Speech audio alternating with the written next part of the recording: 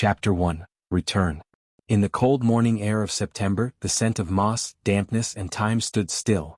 The mountains, blurred by a gentle mist, dozed in the silvery light rising from the horizon, like a drop of milk spilled deep in the sky. The road Marta followed wound between the slopes like a lost thread, vanishing among the spruces. She was returning home.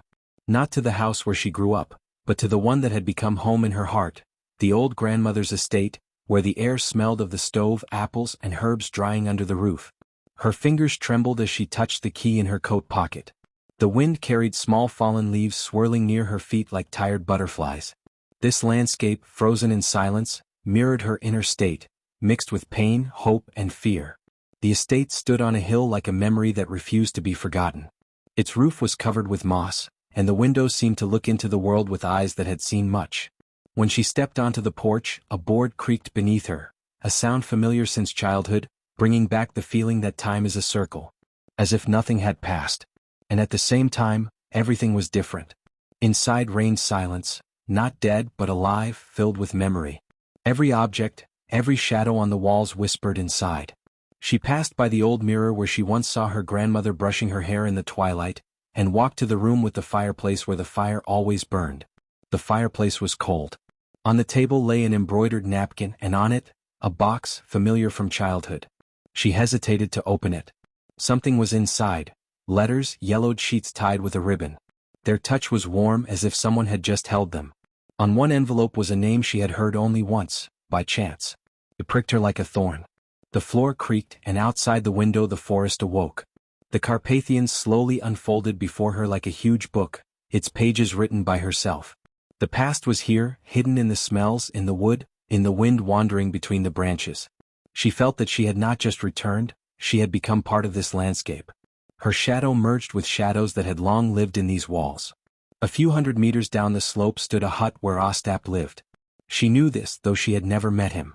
His name was strange and close at the same time. She did not know what awaited her. But her heart clenched when the wind carried the scent of smoke and fresh bark. Marta sat down on a wooden bench covered with a blanket and closed her eyes.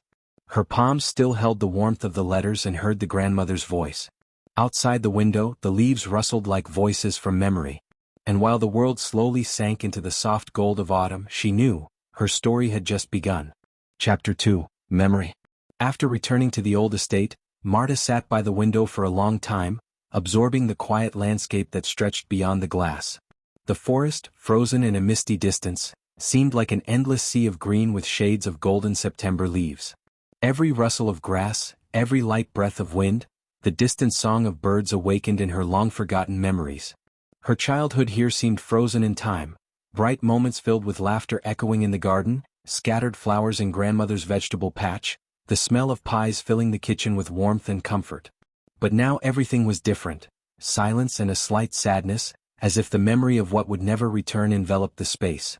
She slowly opened an old photo album, its pages yellowed, the corners worn by time. There were images of people she knew only from stories. Grandmother Anastasiya with clear eyes and a gentle smile, her young husband with a stern gaze, childhood photos of grandmother's sister.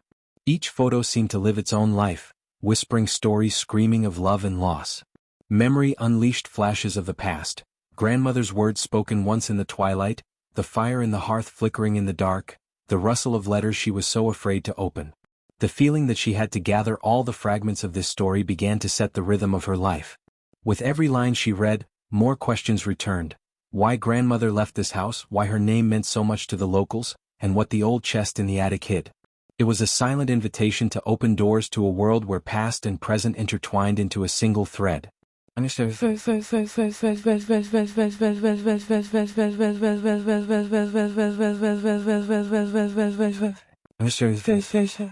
Chapter 3. The Meeting.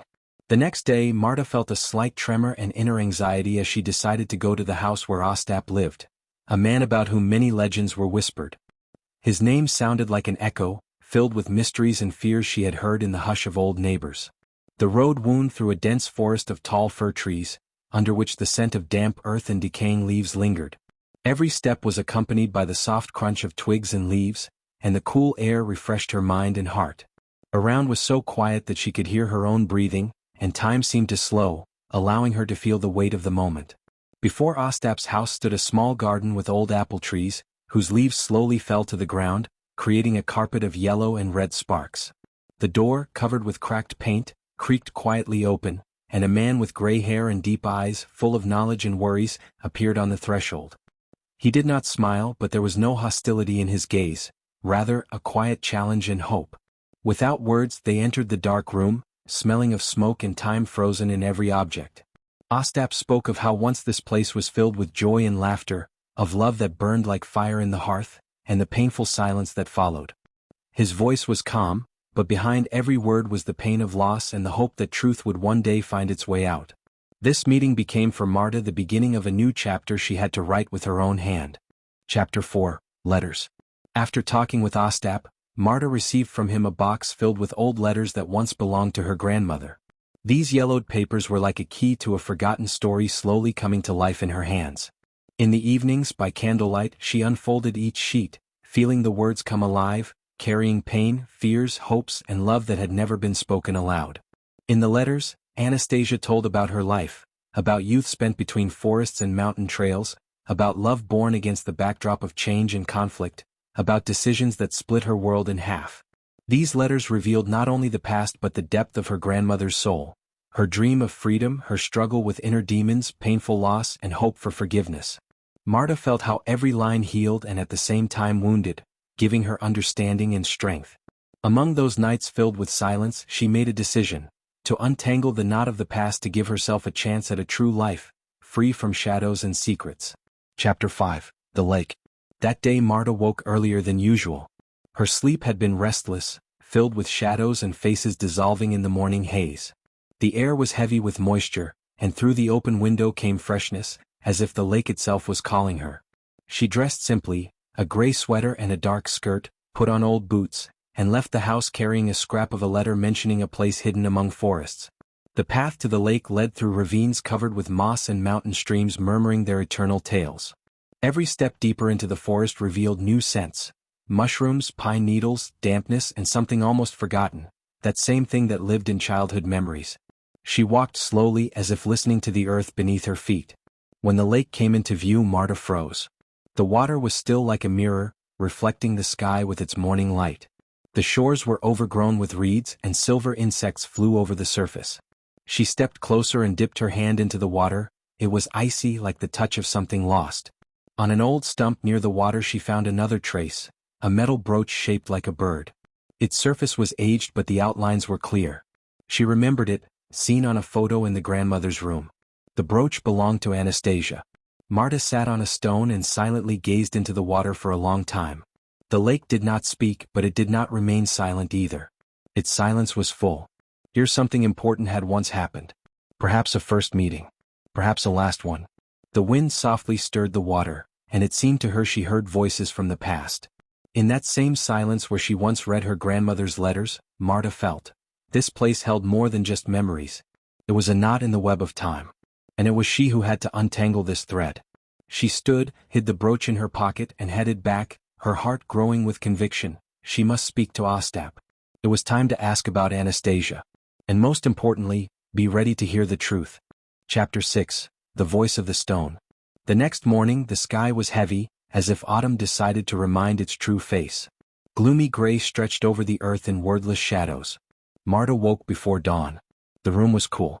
She put on a warm sweater, took her grandmother's old woolen scarf, wrapped herself in it, and headed to the cliff towering north of the estate. Once the grandmother said that the voice of the stone lived there, a place where thoughts find answers. The path wound steep slopes through the forest, where maples had already begun to turn yellow, and the air held something primeval, as if the world had not yet fully awakened. Twigs cracked underfoot and leaves fell slowly, almost ceremoniously. She walked without haste, like a shadow of herself. The cliff appeared suddenly, as if it had grown from the earth today. It was gray, speckled with black stones, partly covered with moss, its shape resembling a face carved by time. Marta approached, laid her hand on the cold surface and closed her eyes. In this touch was something deep, an invisible but real connection. Her thoughts grew clearer. She recalled fragments from the letters, mentions of Anastasiya, of youthful love that never found its end, of Ostap who never left this place, of silence that lasted decades. and of a mysterious event near the lake that became a watershed. When she opened her eyes, there was a stone with a carved name, Anastasiya. Nearby, a date, 1963, and one more line like it was broken off. She understood, this was a place of farewell. Or maybe, a place of betrayal. Tears came to her eyes. She did not hold them back. In this lonely silence between sky and earth, allowing herself weakness was an act of strength. The stone was silent, but its silence was full of meaning. Returning back, her heart no longer held only sorrow. Determination appeared. She knew that tonight she would go to Ostap. Not as Anastasia's granddaughter, but as a woman who wanted to know the truth. Because only then could she write her own life again, and not just read someone else's.